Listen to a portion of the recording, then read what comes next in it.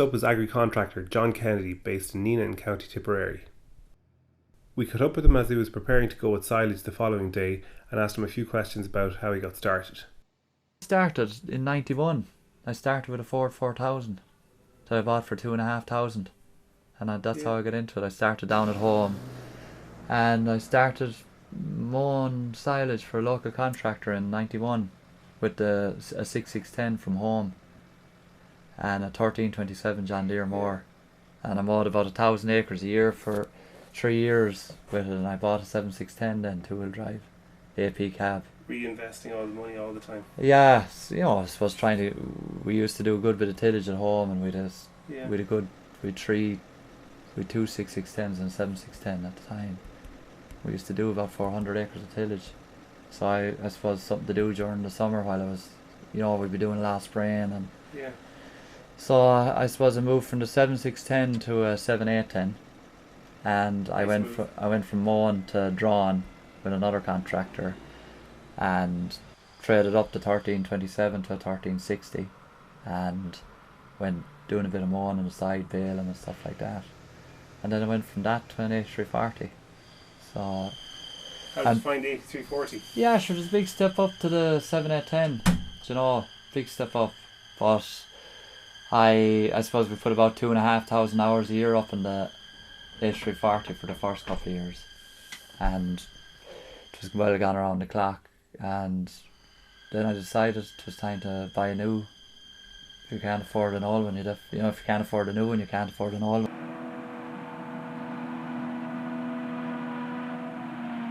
Here we see him drawing in silage with his homemade Stealth trailer that he built in '99, which he still uses today.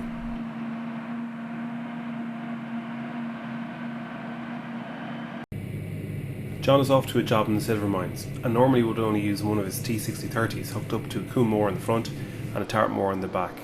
However, today he is also using his pivot steer Tarp 4040 13-foot mower, which has an unusual transport position. Here we see it being driven off the trolley. We spoke to him about his choice of mower. Some people this year have asked me for mowers with no conditioners on them. Do you know what I mean? So you have to have a way of keeping everybody happy, What's the reason for that? Well, some people are saying if you've no conditioner, you're not damaging the grass. Then you'd have other people saying that the conditioner is, running it through the conditioner is good for the grass. But it's harder to rake it up when you don't run it through the conditioner because it's pure flat in the ground. That's the drawback of having no conditioner. But you're getting away with a lot less horsepower. You're cutting out 30 or 40% horsepower with no conditioner. So there's a bonus for that as well. But there's so many different ways of looking at it. But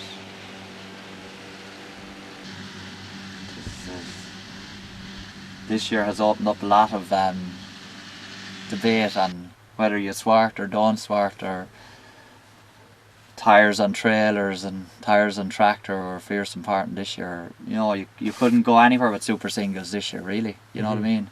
And it'll be only later on in the year you'll see all the damage that has been done in fields. So.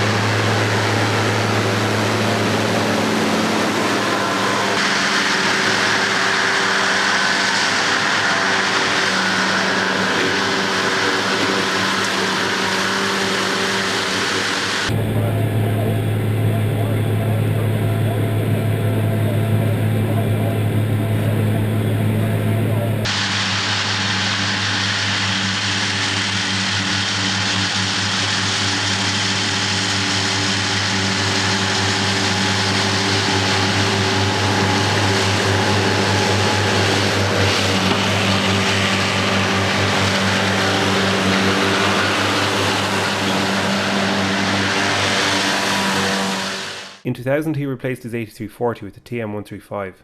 Here we see it in action with Claas mowers with a homemade swather. First new tractor I bought was a TM135 in 2000. And later that year then I bought a TS110. And I kind of buying a new tractor there you know, keeping them new ever since, every 3 years. Right.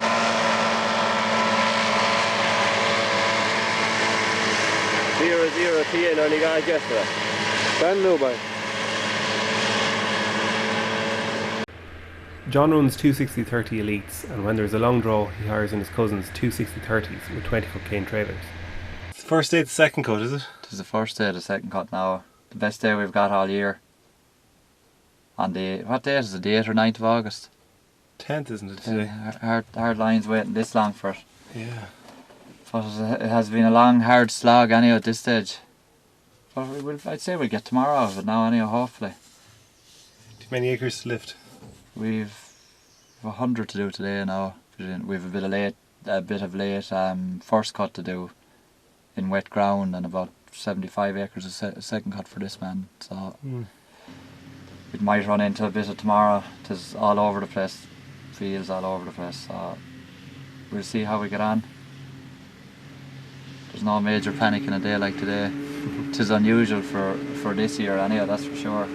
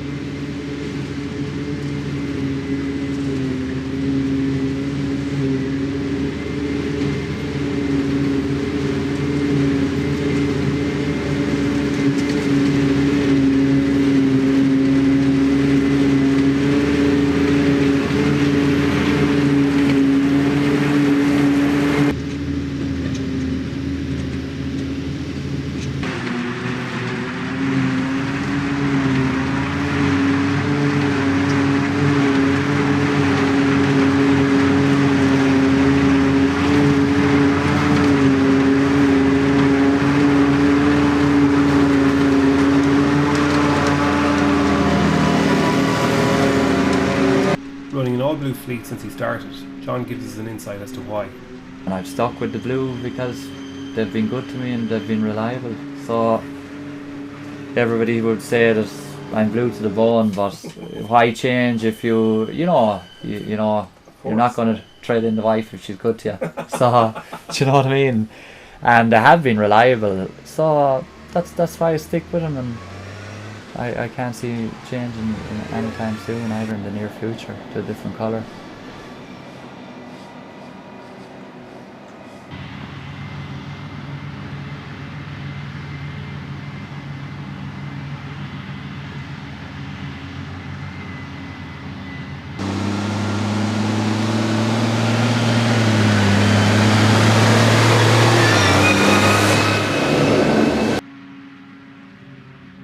John has been running his New Holland FR 9040 since 2008 and gave us his thoughts on the harvester. You know, the machine that gives you the best service is the best machine. Really, horsepower for horsepower, there's no difference between any machine. That's what I could see. If you have one machine at 500 horsepower of one colour and another machine the same horsepower, sure, they're going to get through the same amount of acres in the day.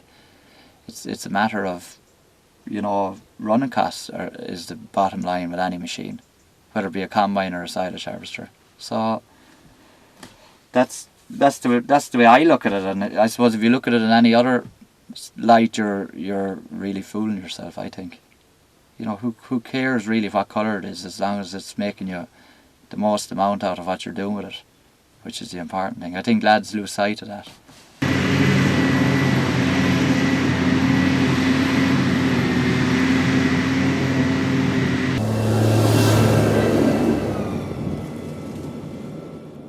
We go back to 2001, and with his acreage growing, John traded the Claas Moors for the new John Deeres, and we see them working here.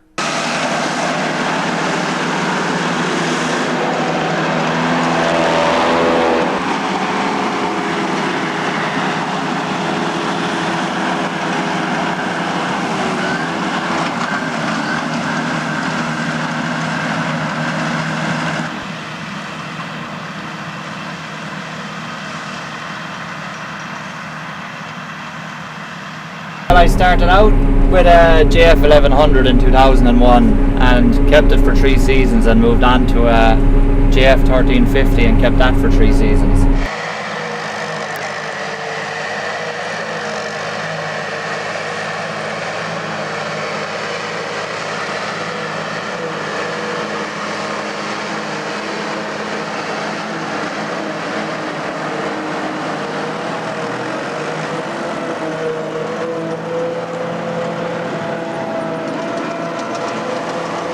Next we move to the pit and see the trailers and loader in action.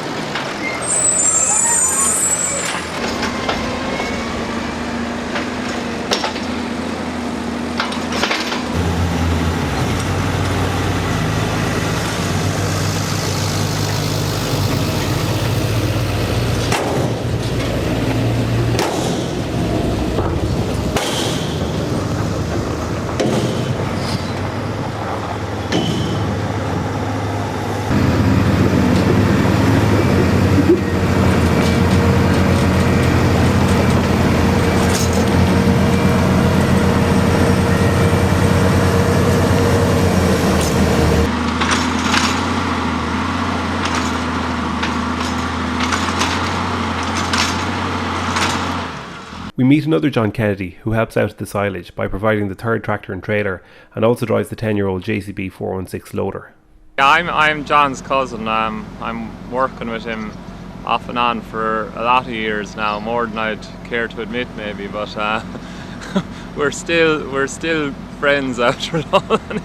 So yeah, sure, I drive the loader for him a lot of the time, but sometimes he has a sub as well, just in case I won't do it for him, so stuff like that. But yeah, sure, look, it works pretty good. So This is your own farm anyway, isn't it? yeah, this is my own place, so the pressure you're doing is a good on. job in the pit. Yeah, I'm doing the pit today because I wouldn't let anyone else do it really, and has to be done right here. If it's done okay everywhere else, that'll do me, but it has to be done right here.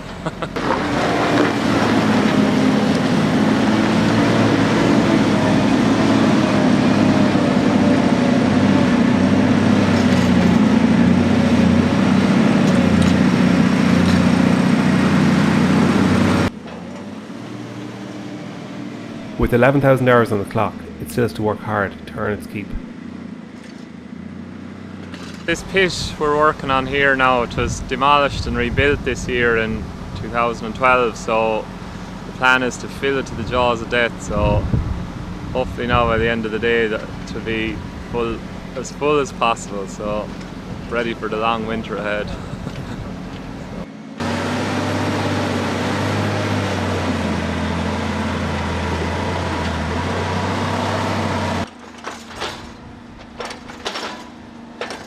During the quieter periods, John does some steel fabrication work and made a 13-foot folding fork on the JCB. Would you like to see John change the loader anytime soon?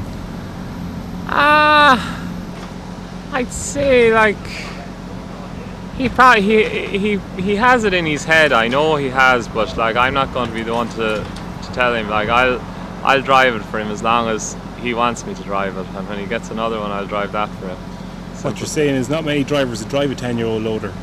Well, maybe that might be right, but you know, as long as I can keep it away from him, sure, you know, it's good enough. You know, he keeps it well maintained. You know, everything that's on it is working. Like, and you know, I know if he bought something 5 or 6 years newer, maybe it would push a bit better. But you know, it's okay. It's good enough for the machine he has. You know, maybe if he ever went in a bigger machine, he'd have to get a bigger loader. That's probably. But then, you know, bigger machine, bigger loader, then you need more acres. So maybe he doesn't want to do more acres. So you know, it isn't all about doing 3,000 or 4,000 acres either. It is about maybe doing 2,000 acres with good customers, you know, too, that will pay you and good, you know, nice jobs. And it's all important. Yeah, there's no point in running around the country and going into rough places just to get acres. You know, it's a lot to be said for getting nice work to do that you can make a few quid out. You know? Same customers year in, year out. Yeah, and you know, if you do a pretty good job from they tend to get you back year in, year out too. So that seems to be the way.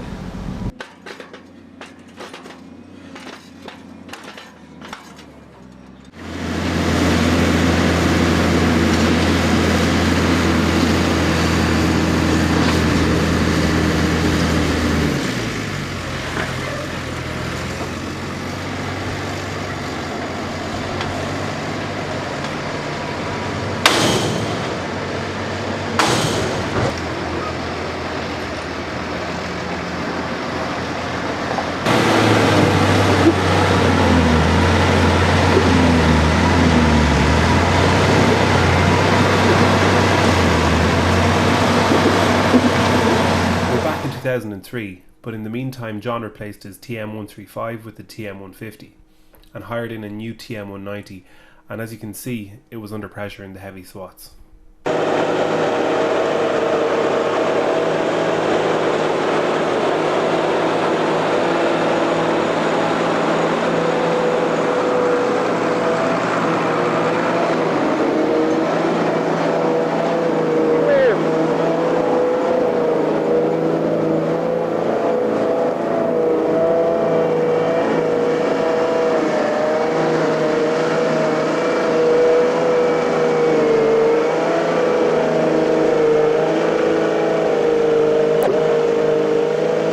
Here we see John with his new Holland LM410 telehandler in the pit, and it seemed to be at ease pushing up the loads.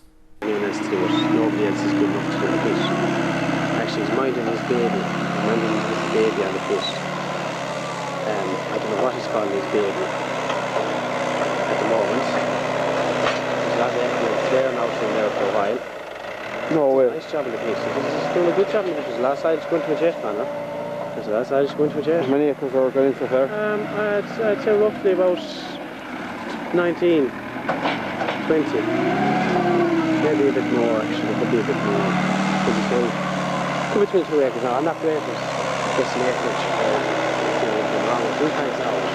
With the 50k road speed, the 60-30s aren't long about moving from field to field.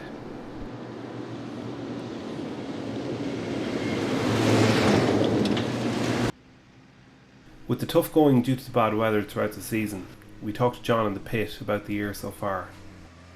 We didn't have any mishaps now, luckily enough. We're not working high ground as such or really wet ground, so we got on okay. A bit of damage done in fields here and there, but apart from that, you know, we didn't get anything bogged or anything like that, thankfully.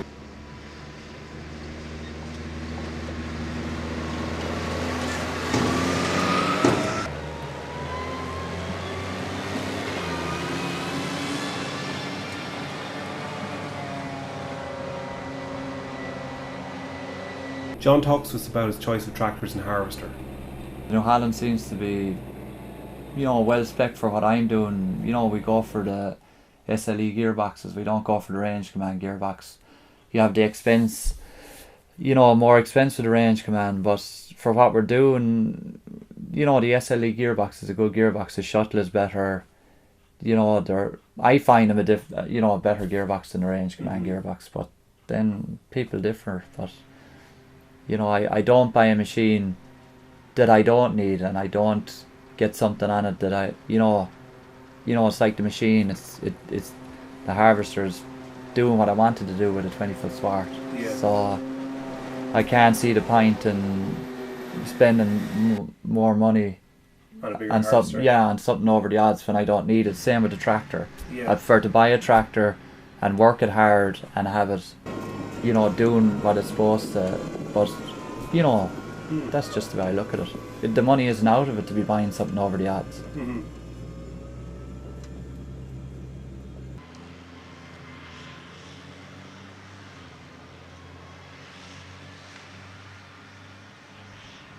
We speak to driver Alan about the 60-30 he drives. This year, wide tyres and the big weight block in the front just extended out as far as on the front arms as far as possible. Every bit helps, but in a year like this year, everybody gets caught. Yeah. So the main thing you can do is go as good as you can without doing as much damage as possible, and if you do start tearing, just stop and try and take a different angle at it, basically do as less damage as possible.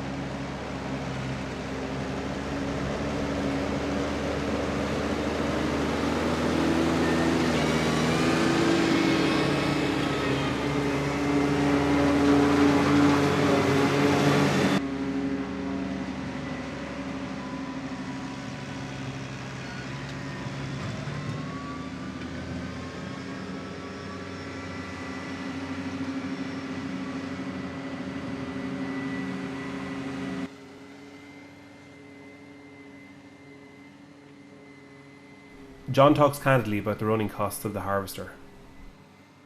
I'm looking after what I'm doing and doing it the best possible way I can. So running costs are everything. The running costs in this machine are limited compared to any other coloured machine. So if people are going to be honest and tell you the truth about the machine, so.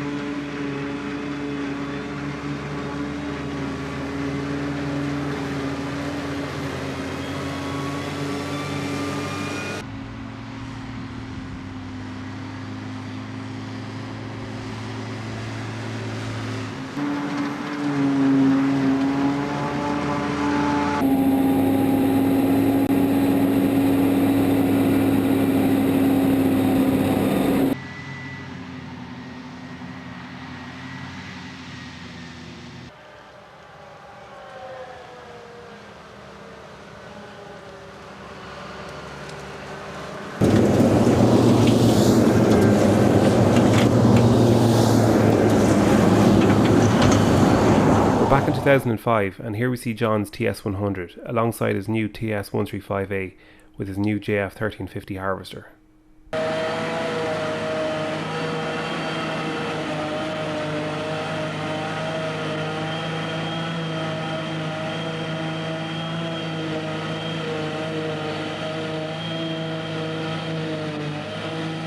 With a homemade 11-foot folding fork, we see the 2005 LM410 starting off the pit.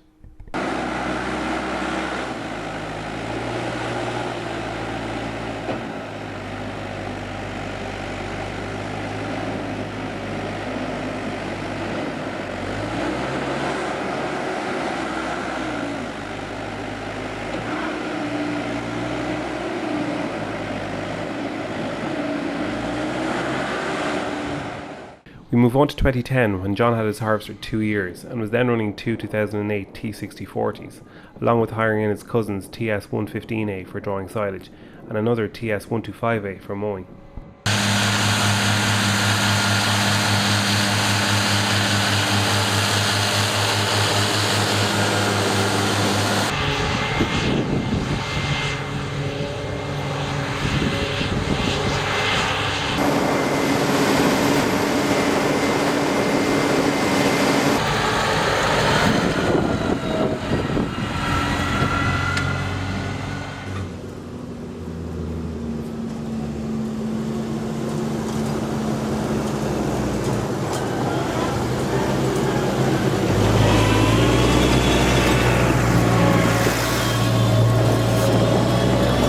Jobs scattered around the county, every contractor needs responsible drivers, especially near railway lines, and as John has many customers in that area, they would cross the railway line frequently, but that's not the only thing they have to watch out for nowadays.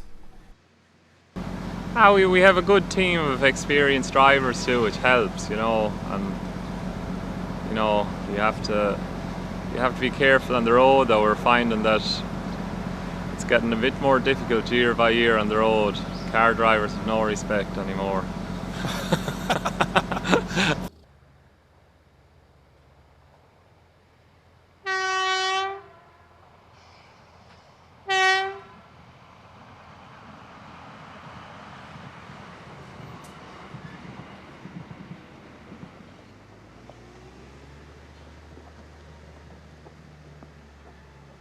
One of the most notable incidents I can recall now offhand was one day we were driving, we were on a long draw and going along a narrow road, and about an hour into the job a fella blocked the road and he said we weren't allowed to do any more, we were going too hard.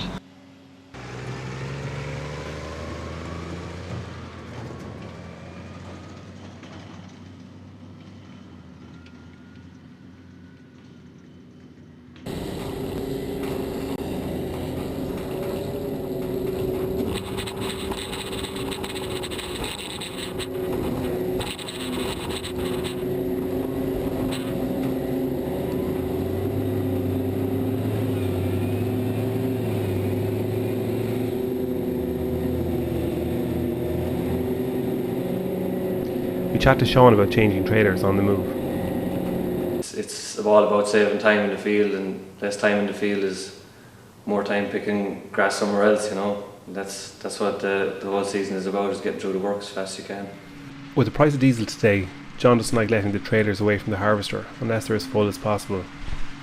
Yeah, oh well sure, when you're on a long draw you have to get the max out of the trailers, so you know, you can do that when you're filling in level fields too, but you know, if you're filling on high ground, it's a problem. You know, a high ground and a long draw, that's a problem, and the two come together, like, so it's hard to fill the trailers. So.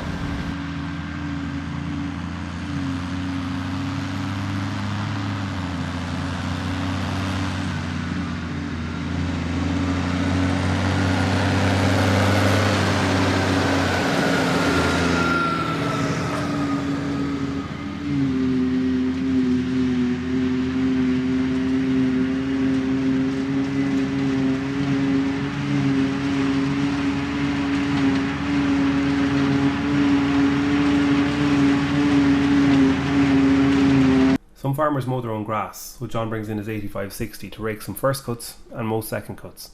We talked to John about the raking. I suppose the pros and cons with raking, and to rake or not to rake, is everybody to their own, but for me, I suppose we rake a bit early in May and we rake second cut, but it doesn't really pay for the amount of acres we're doing to rake most of the first cut, and especially in a wet year, there's not much point in going out, you know, and mowing it down and coming along with a rake straight away and picking it up with a harvester, like, which was what was done this year. So my idea of it is you have to tailor your outfit to what you're doing, you know, and this year swarting worked out better than raking, and the running cost of the harvester is the big issue for me. You know, on a wet year you have clay, you have stones, and that's going to cost you money.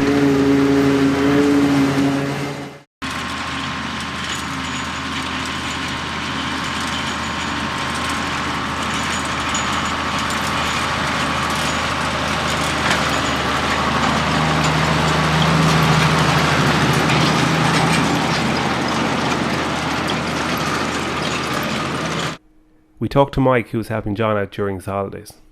Well, I'm glad I don't be doing it for the full length of the season, you know. I only come in there on weeks off, and long draws, pressure on. You could be drawing or you could be shoving up with this guy. Whichever doesn't really matter to me, like, you know.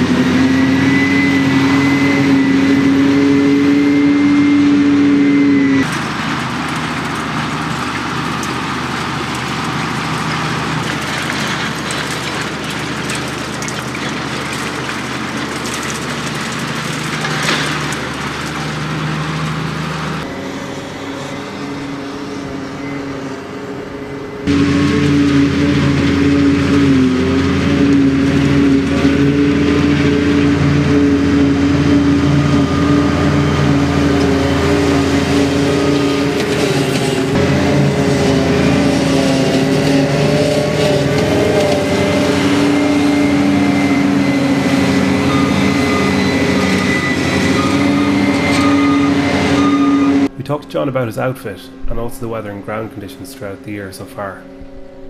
I suppose we're doing anywhere between 17 and 1900 acres. My machine has stood the test of time of 5 seasons with no knives and no shear bar.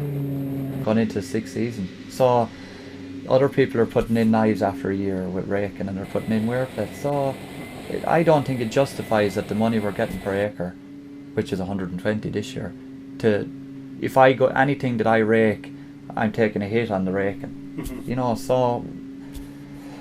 And I suppose swarting it, if this year is exceptional, you know, most people want the ground to dry. They need the silage to dry, but when you put it into 20 foots out of the moor, you have the space between the swarts and the ground is drying up, whereas if you mow it down flat, the ground isn't getting to dry at all. So everybody has a different outlook on the 20 foots and the 30. But if you were doing 3,000 acres, you'd have to go to 30 or 40 foot swarts to get through it. Yeah. But then you need bigger tractors, bigger trailers, bigger loader, the same. It's like an equation to me. And for what I'm doing, I'm a 20 foot swart outfit. You know what I mean? We spoke to John in the pit about the New Holland T6030s and how he finds them. Oh sure, look, I think they're smashing tractor. Best tractor I ever set up in anyway, you know. Seems very comfortable. Comfortable, you know, lots of power for a relatively, you know, it's not a big bull of a tractor, like lots of power. It's super tractor for drawing, you know. With the bad weather throughout the year, John explains how the year has gone so far.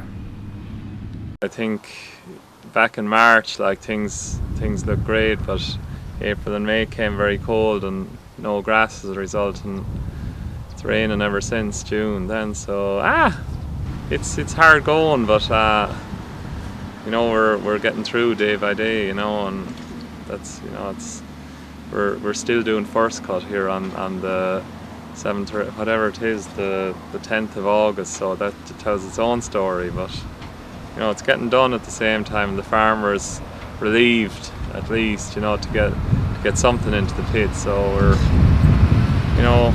we'll have this done later on now, and he'll be happy enough. So That's the important thing. yeah.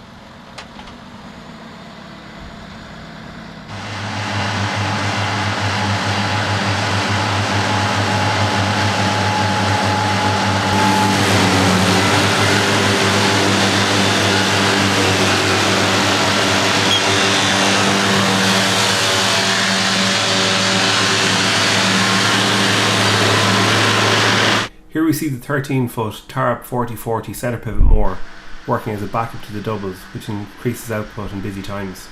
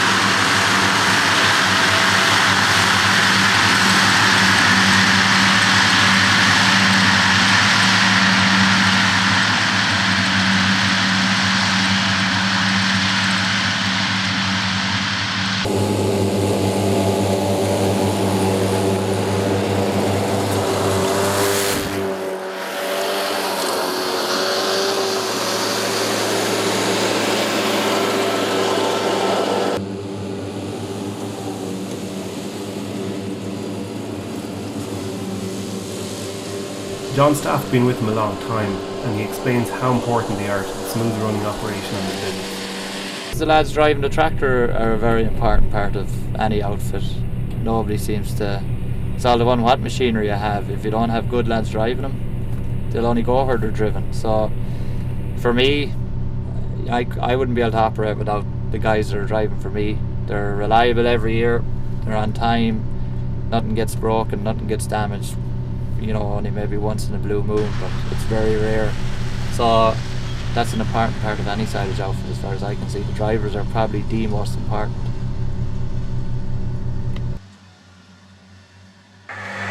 Don't be showing any emotion when you cut the last bit now. Console yourself there. I know you're sad to see the end of 2012.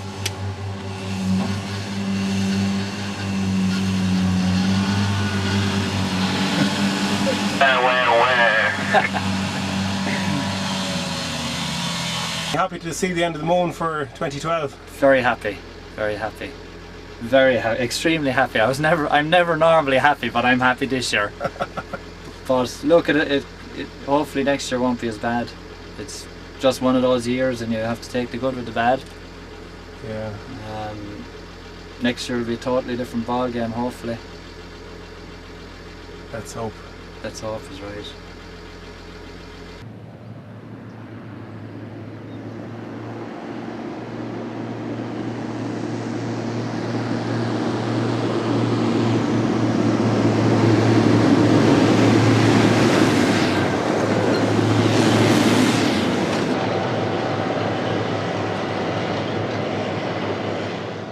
With most of the grass lifted for this year, we end up in late evening overlooking Loch Derg and the River Shannon in this very scenic part of Tipperary.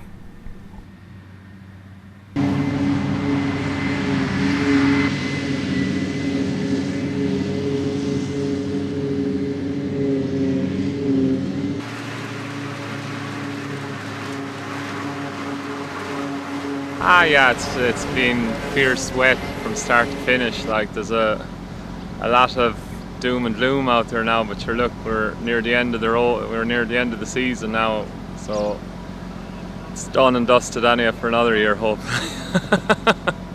Maybe 2012, 2013 might be a better one. So that's it.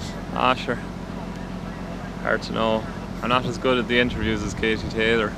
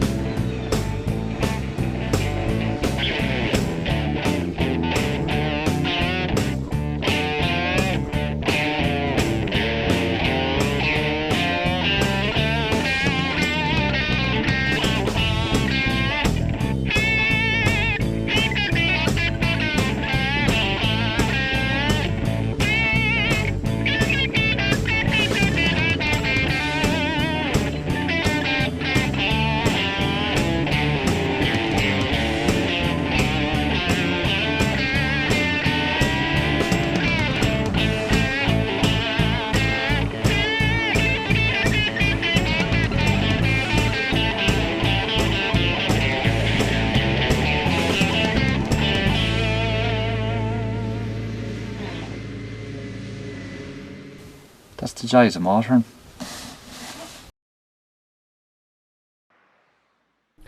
Overlooking Mount Leinster, we move to Tullow in County Carlow and meet Kevin Nolan from Nolan Farming, who runs a tillage operation. His farm hosted the World Ploughing Championships in 2006. Kevin is just coming in from spraying the fields of oilseed rape pre-harvest. We speak to him about how his farming model works. Yeah, basically Nolan Farming is made up of some owned land, and it's also made up of a large area of leased land, and recently I've added on a couple of share farms onto that, and that tends to work quite well in that it gives me an opportunity to expand the business with a lower risk, and it's something that's going very well.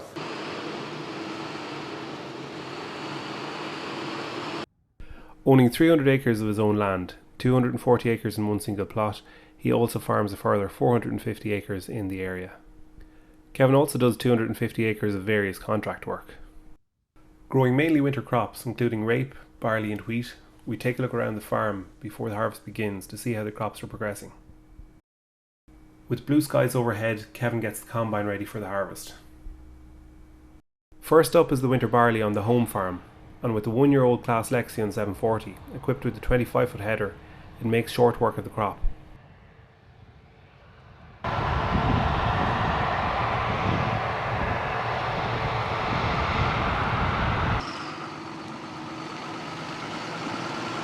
Running John Deere Tractors hauling in the grain, a 7430 and a 7530 with twin axle trailers, there is enough capacity to keep the crops away from the Claas.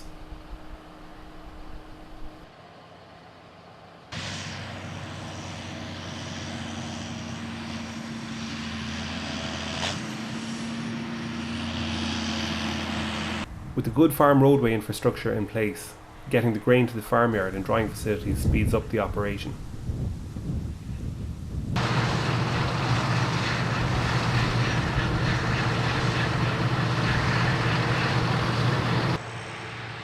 Connor is one of Kevin's students and tells us how the weather has affected field conditions. Conditions are terrible. You really have to watch what you're doing. You have to, once the trailer's half full or less even, you have to park up on the headland on the tram line, sitting waiting to go out the gate. Once the trailer's full, you can't start to turn around or else you just sink in the field.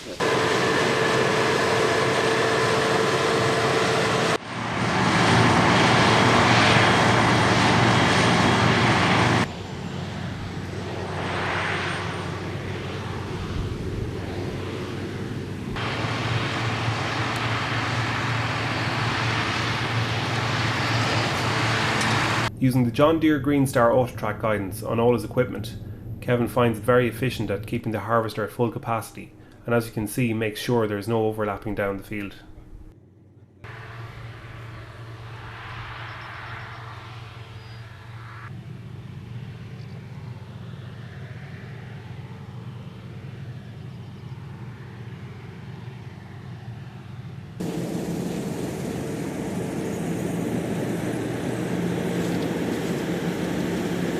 While the farm is all winter cereals now, it wasn't always that way, as Kevin explains. Sugar beet was always a huge thing. Even when I was younger, we grew a lot of it. We used to grow over 100 acres, and it was a very big thing.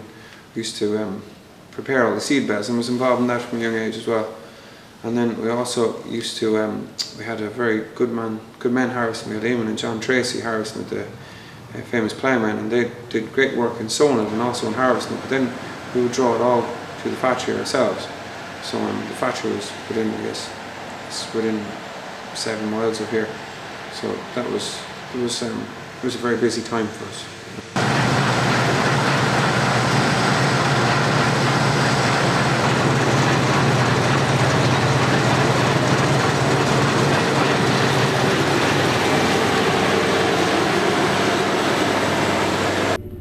With the weather as unpredictable as ever, the rain starts and we have to head back to the yard. Next we move to oilseed rape, where the field is very high and windswept, and although lodged, easy enough for the combine to pick up. Kevin had sprayed a pod sealer on the rape seed to prevent shedding, and he thought the yield was unaffected by the weather.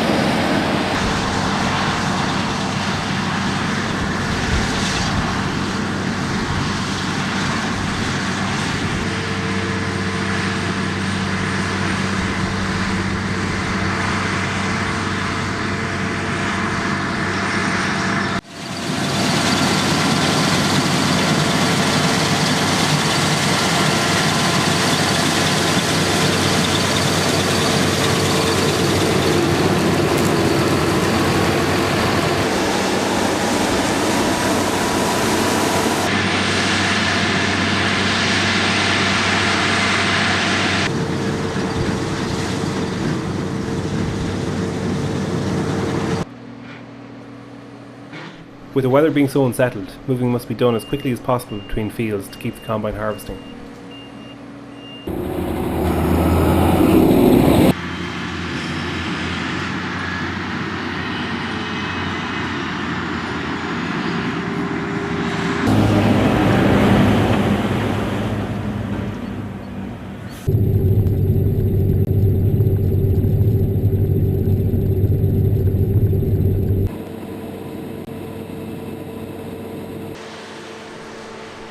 We talked to Kevin about how the crop is yielding.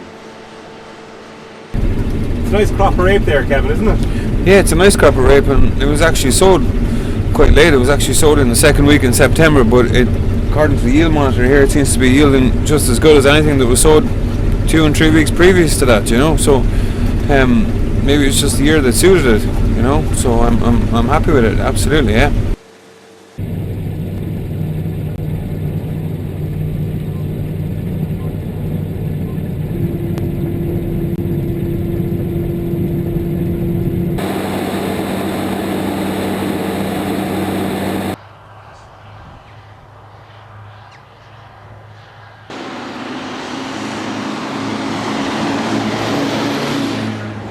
With the broken weather, every opportunity to harvest was needed, so there was a lot of late night work required.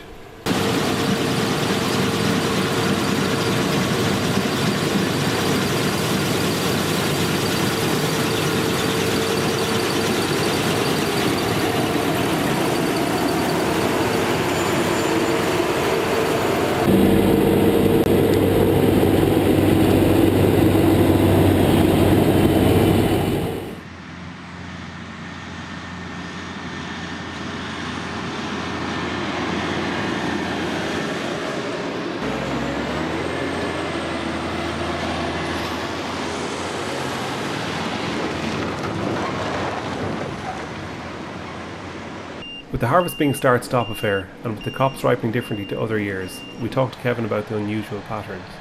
Harvest has been unusual because one day you're cutting winter barley, and then the next day you're cutting winter rape, and then you have to take on and off the side knives quite regularly, whereas in previous years you just put them on and you get it all done. But this year they both seem to come in ripe almost at the same time, or at least very close to each other. Yeah.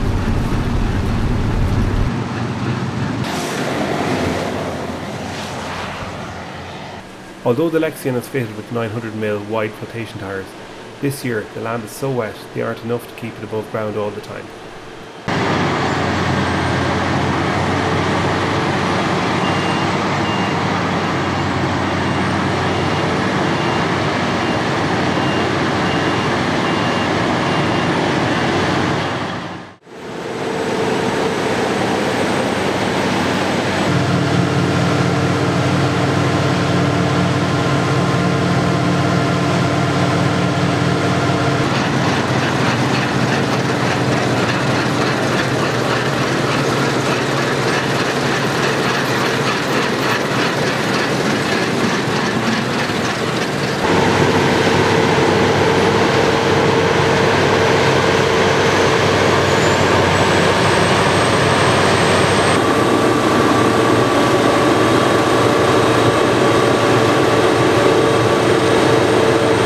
As we move into the night, a heavy dew fell, slowing progress.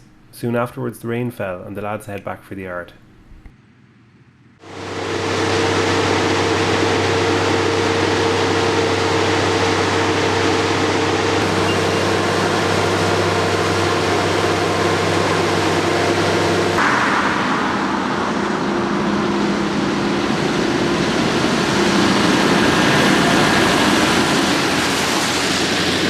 We go back to Kevin's yard and tip the barley in one of the stores temporarily before it heads for the dryer the next day.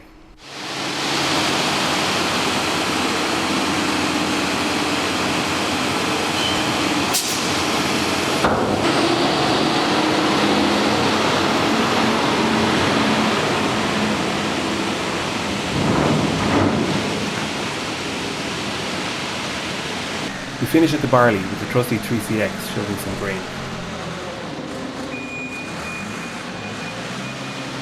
With the JCB TM310 sitting in the shed, the wet days give the lads a chance to catch up on some grain drying. Here we see them loading rapeseed into the dryer.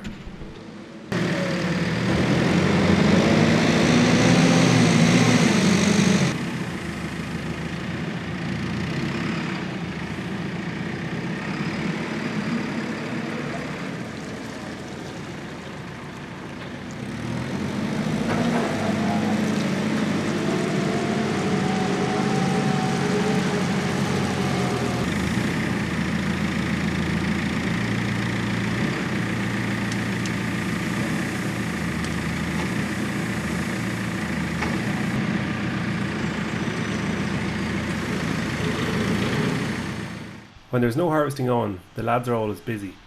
Here we see Connor in the 7530 and the 4-metre cockerling cultivating the rape stubble, and spoke to him about the operation. I was cultivating with the 7530 and the cockerling grubber. She's a 4-metre grubber and she's 31 tines, and I was tilling a bit of rape stubble with it at a depth of 50 centimetres just to bring on volunteers and any weeds. And it was a great machine for mixing up the soil. It left any worker did it left it really level, and you could very easy machine to work with. No trouble on the headlands, just a matter of lifting up and down on you go. Setting the depth was very easy as well from the tractor. You could see what depth you were going at because there was a little dial on the side of it, and the tines on it are hard wearing as well, and they'd last a long time.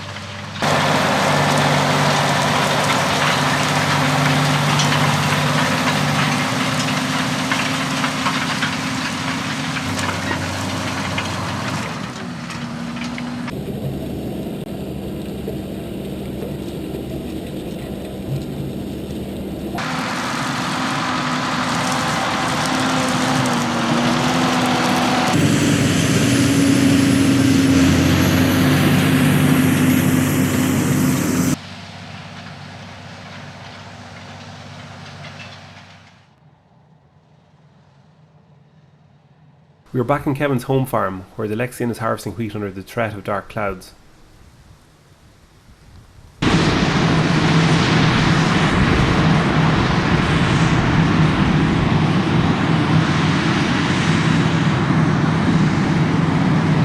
The lads move back to twin axle trailers for site fitting beside the yard. Each trailer is weighed in on the farm weigh bridge, and this gives Kevin an idea of how much grain each field has produced.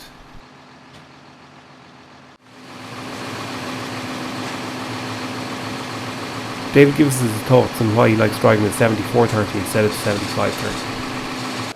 Last did most of the ploughing, so I was used to it, and then sure I'd maybe drawing grain like have that in the aluminium trailer. And sure, I like the tractor, you know. It's nice with the 75 to drive. Why would that be now? I don't know, it just feels that more comfortable with the 540s in the front of it, so it feels narrower on the road, you know. Sure, keep a foot to the floor then, so you're not worried you want to hit anything. And it's nice to pull with the aluminium trailer, like, you know, it's smooth along the road. There's no swaying or nothing in it, like. Again, it's being tipped in the shed before it goes to the dryer.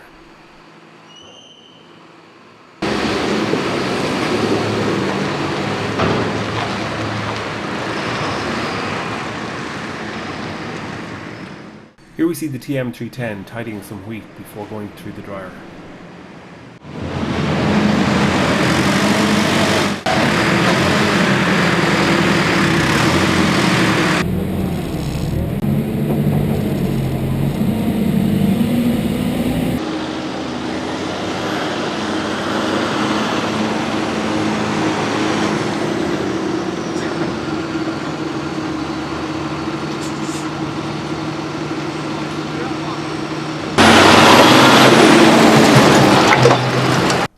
Kevin hasn't always run his own combine, and he explains how it came about. And that's pretty much the way we started off with a Lexion 540 in 2006 with 22-foot cut, and it was a very capable combine. It cut in excess of 40 tonnes an hour in the right fields most days, and so it was a very reliable combine, and we got on well with that for a good few years. And then in 2011 we moved up to our first hybrid combine, which is a 740 Lexion with a 25-foot head. And we find it's a very, very good combine. Yeah, very high output.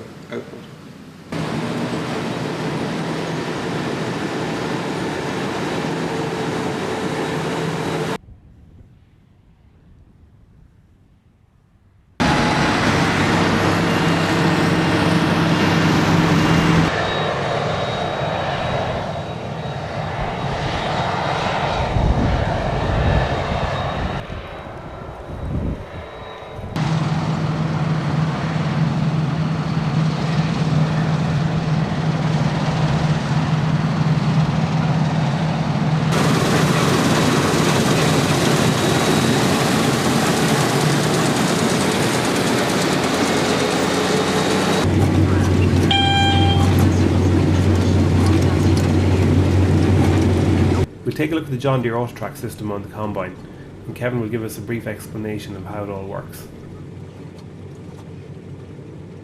So John, this is the John Deere Green Star GPS, and this is the main screen we work on. You can see that we're plus minus 2 centimeters here, so it's very accurate. Okay, and this is run 19 down the field, and that's the combine.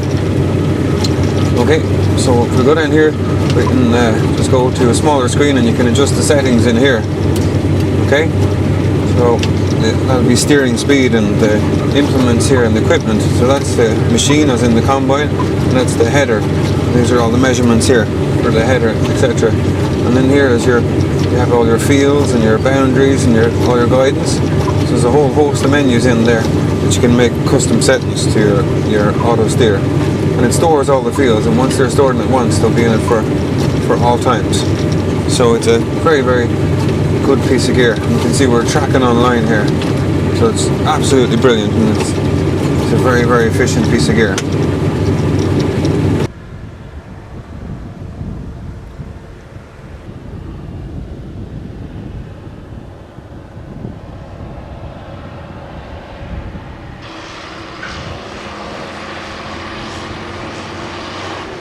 Here we see the accuracy of the Autotrack on the combine, with the full 7.5 metres in use all the time.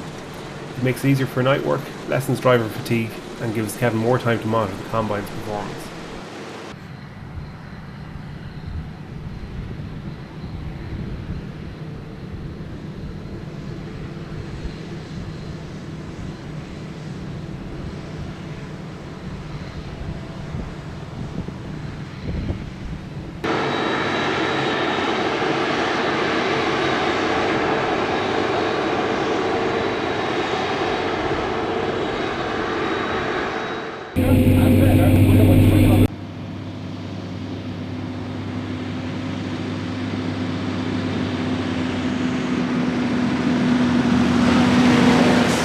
This new Claas Quadrant 3300 baler was purchased this year in partnership by Kevin and local tillage farmer Nicky Moore.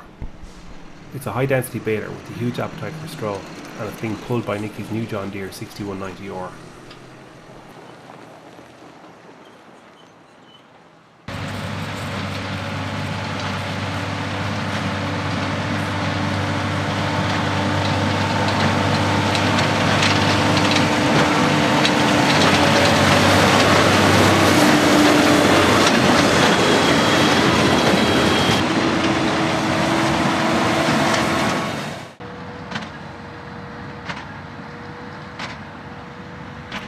Speak to driver Willie about what he thinks of the baler.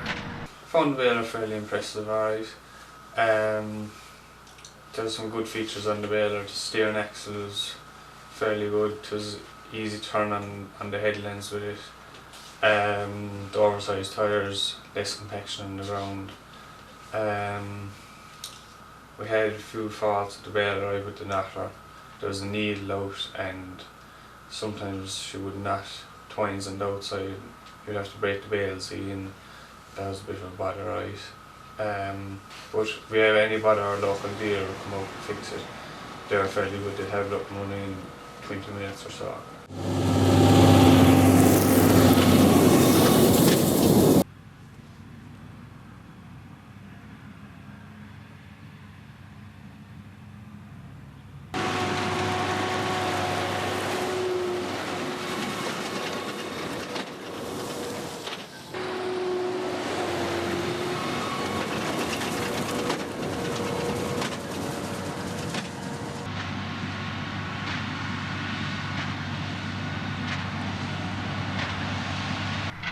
The bales were being cleared off the field with Nicky's Volvo L50 loader and brought to a yard of the team of John Deere's.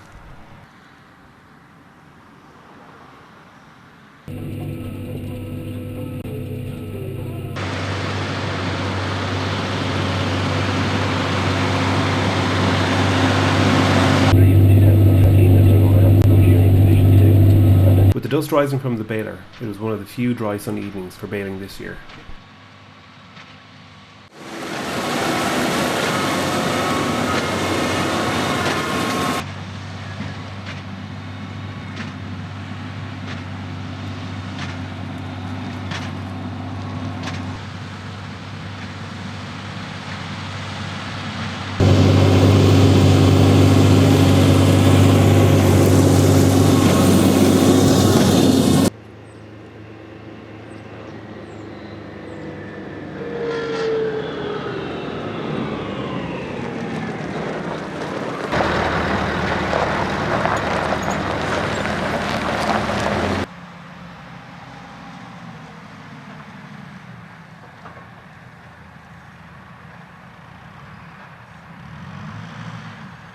To speed up field clearance, Kevin brought his own JCB loader to the field to load a truck with straw destined for Northern Ireland.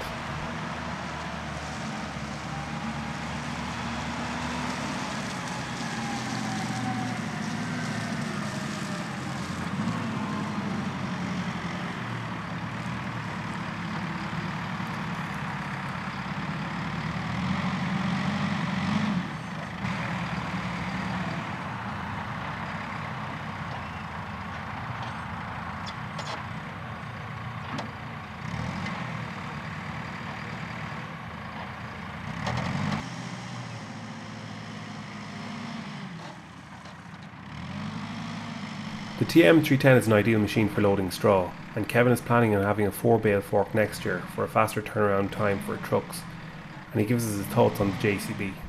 It's a very, very versatile machine. We use that for grain drying and for loading straw and lots of other jobs, and it's a really, really strong machine, and it's 40k on the road, which helps to make it very efficient from running from field to field and farm to farm. It's also got a hitch in the back.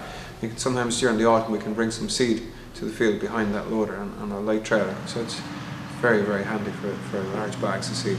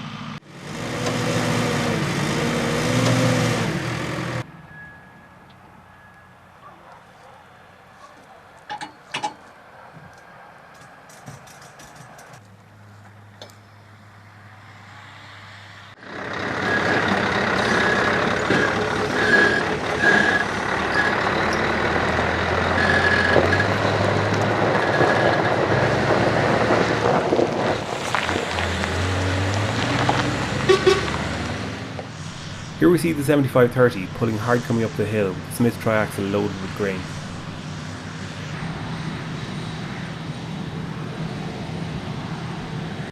The weather was good, the moisture was good, but not everything went to plan.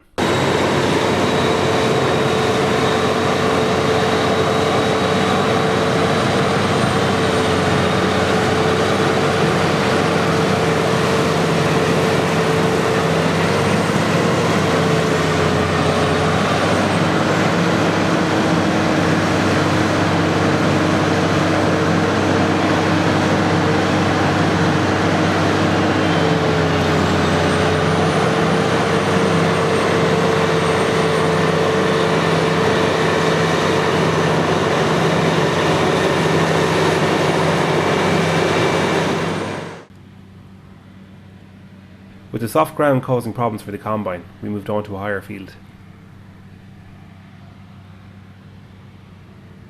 When the conditions are right, the Lexion can achieve a high output in the region of 60 to 70 tonnes per hour, keeping the triaxle trailers busy on long draws.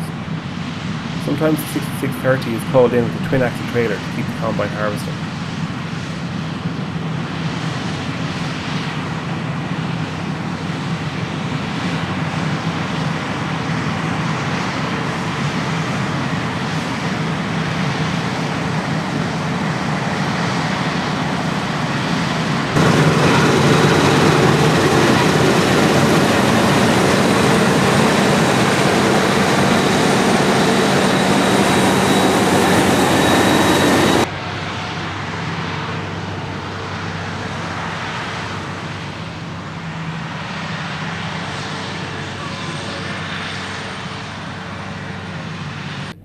Kevin gives us more statistics on the John Deere AutoTrack system.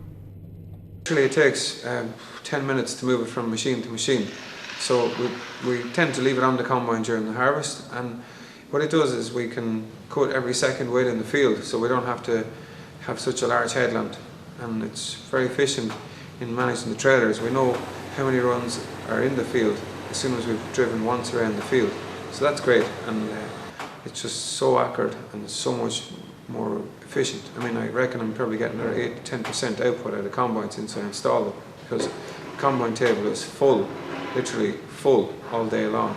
And you know, when you're side filling that, you can manage that, you can get the most out of the computers on the Lexion, because now you can actually focus on them rather than worry about where you're driving with the combine, you know. So it's actually helped me to get the best out of the combine.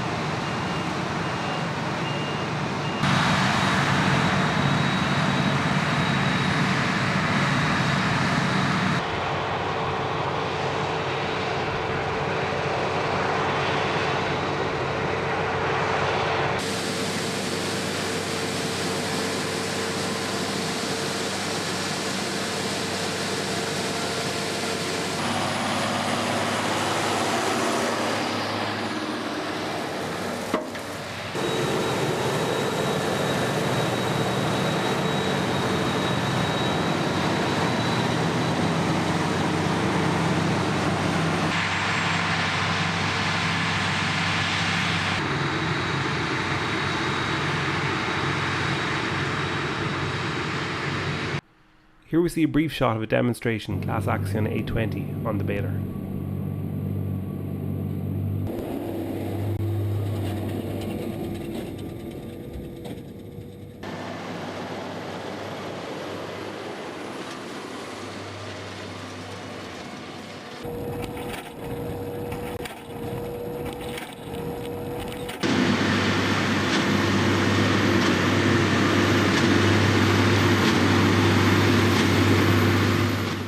We move on to ploughing now, and here we see the Lemken 7-4 semi-mounted slatted board plough with their John Deere 7430.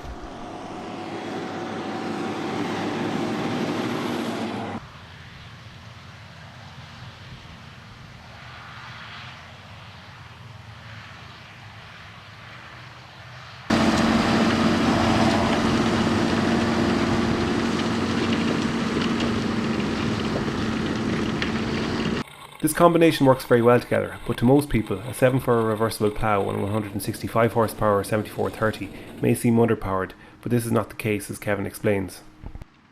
In that it's a hydraulic, electronically controlled hydraulic top link, and that'll put up to 2.8 tons of pressure on the rear axle, so you're getting the traction. So you wouldn't be running it at that much pressure, you might use half of that pressure.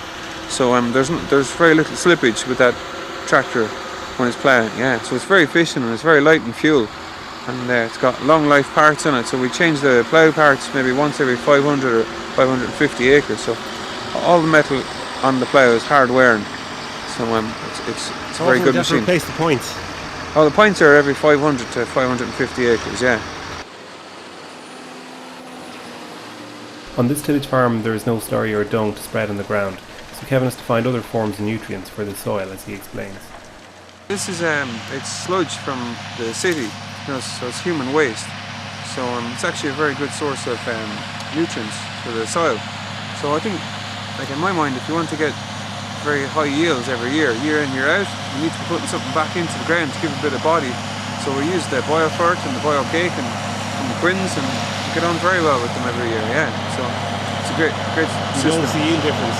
Oh, absolutely, yeah. And it's great for the soil. It's putting a lot of body back into it, for sure.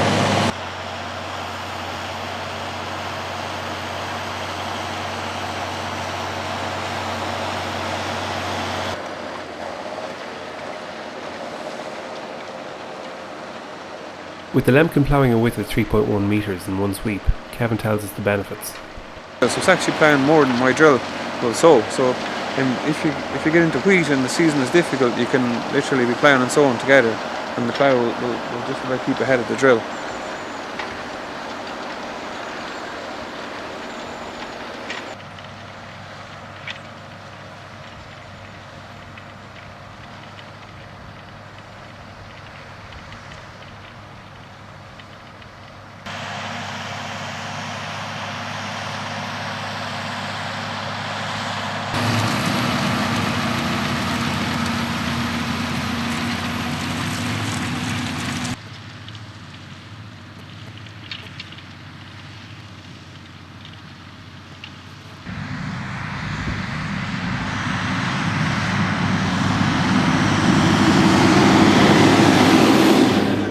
Kevin is interested in changing from a 3 metre to a 4 metre trail drill, so today he's using a 7530 to pull a new demo Amazon Ceres 4 metre drill to sow oilseed rape.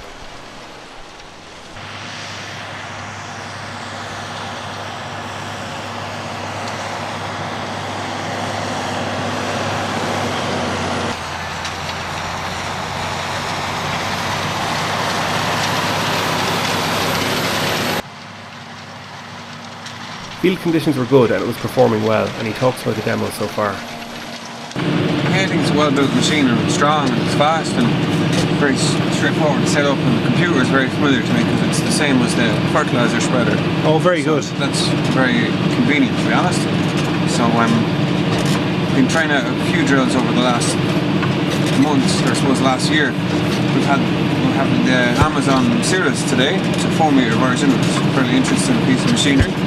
And then in the spring we had in early autumn we had the Hirsch 4 metre Pronto DC trail, and it was an equally impressive machine.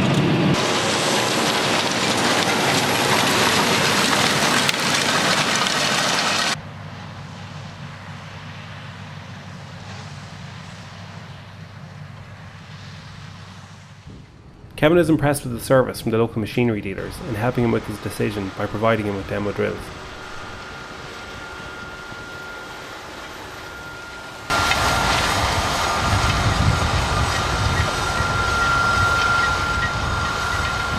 Again with the drill in Kevin's 7530, we see a demonstration of a grain only 4 metre Vaderstad Spirit drilling winter wheat into freshly ploughed ground.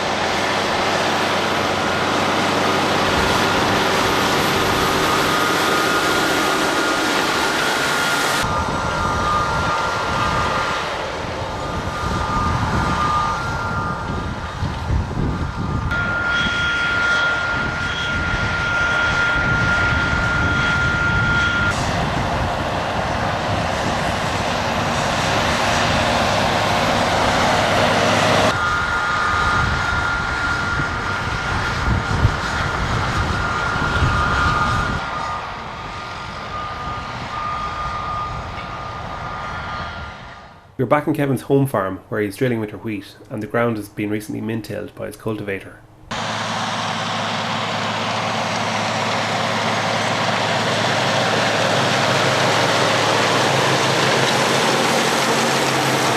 We've one more look at the John Deere Autotrack system working on the 7530, and Kevin speaks to us about the merits of having it on board. Got involved with that just about 12 months ago, and it was probably one of the better decisions I've made over the years. It's literally transformed the business. Yeah, it's brilliant.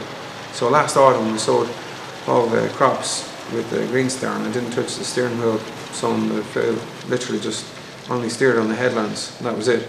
So it's just brought huge efficiencies in. We saved a lot of time, and it's very efficient that way for time management, and then there's no overlap, so we're saving on the wearing steel, we're saving on diesel, we're saving on time, as I said before, and it's just really good because now when I go to spray, I'm not spraying 28.5 metres, I'm actually spraying 30 metres exactly. When I go to spread fertiliser, I'm spraying 30 metres exactly every time. So that's really good. Like, it's just literally transformed the business overnight. The amount of efficiencies and everything is so much quicker with Green Star, and then there's obviously less fatigue on the longer days because you don't have to worry about just keeping the tractor in line with the scribes. It does all that on its own, so it's hugely important. Yeah.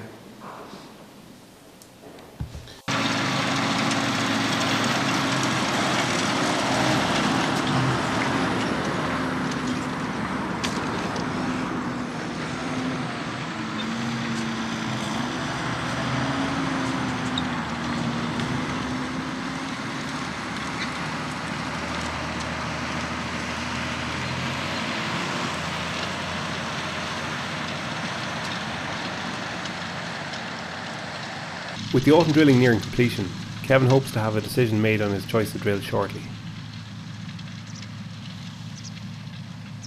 After surviving the wet weather of 2012, Kevin is hoping 2013 will be a drier year with better field conditions, and he hopes to continue to grow the farming business. But who knows what's over the hill?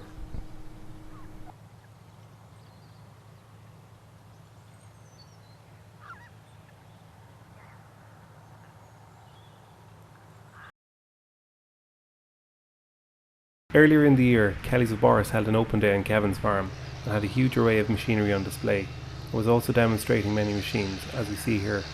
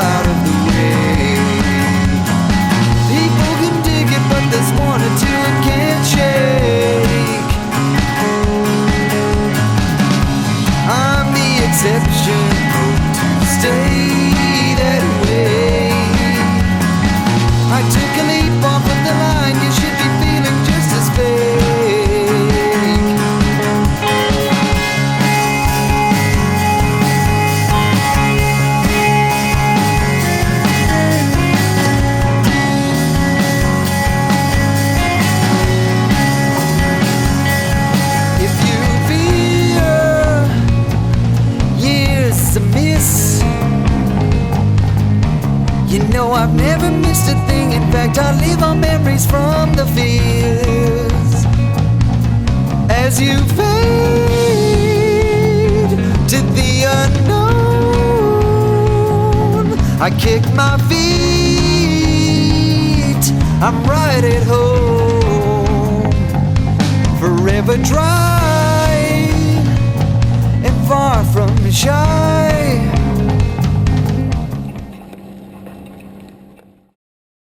During the harvest, Perry's of Athy held demonstrations with the New Holland CR 8080 Smart Tracks with 30-foot header, the first of its kind in Ireland. Here we see it in action.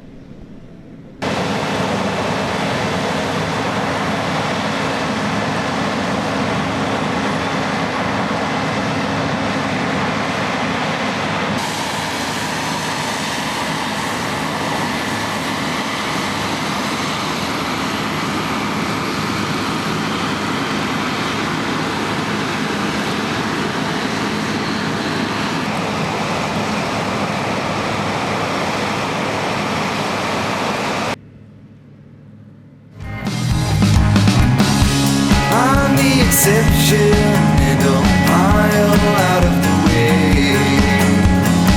People can dig it, but there's one or two I can't shake. I'm the exception to stay that way. I took a leap off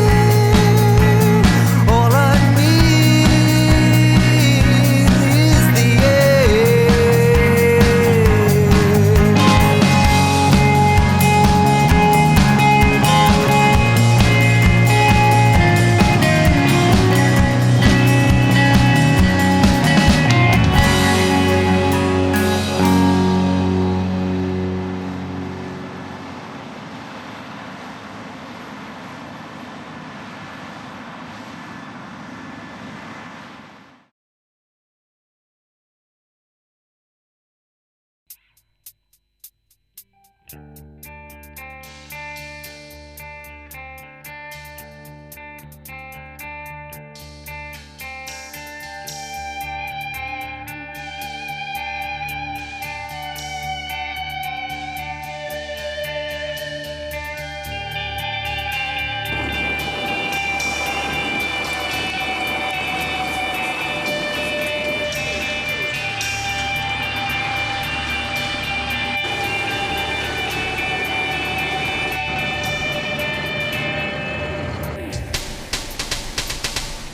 3CX, the oldest machine in the place, probably the most reliable machine in the place.